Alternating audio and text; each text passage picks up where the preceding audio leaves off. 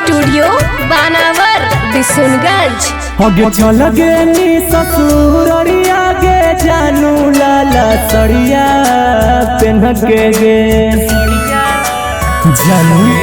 आगे चल गेनी ससुररिया गे जानू लाला सड़िया पेन के गे लाला सड़िया पेन के गे। आगे होलिया में देह दौ के चलिया बढ़िया बढ़िया किन के गे। आगे होलिया में देह दौ के चलिया बढ़िया बढ़िया किन के गे।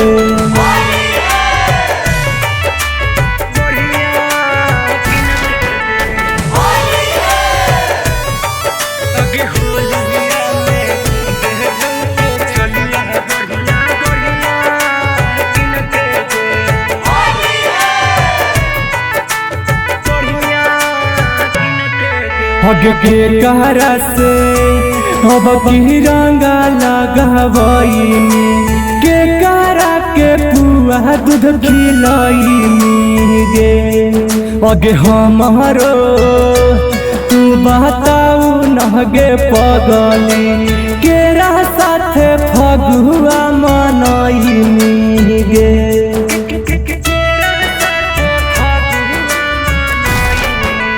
जानी आगे के कहरा से अब की रंगा लगबईनी के कहरा के पुआ दूध खिलईनी गे। आगे हमारो तू बता देना गे पगली केरा साथे फगुआ मनईनी गे।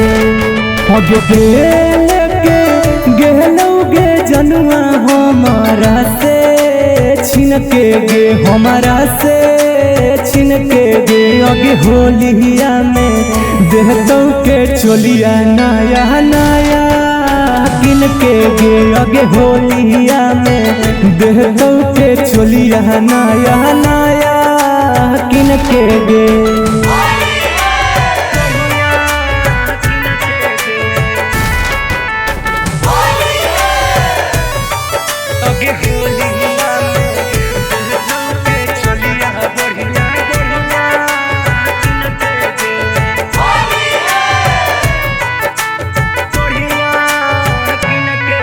आगे के कहरा से अब की हंसमी गे जानू के कहरा से जानू तू समी गे। आगे भर फागुन हे गे बोले न गे पगली के कर पीछा करिया लेके सुतमी गे।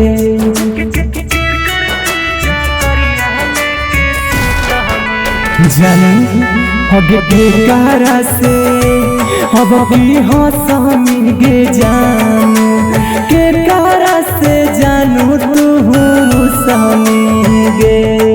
आगे भर फागुन हे गे बोले न गे पगली के कर पीछा करिया लेके सुतमी गे।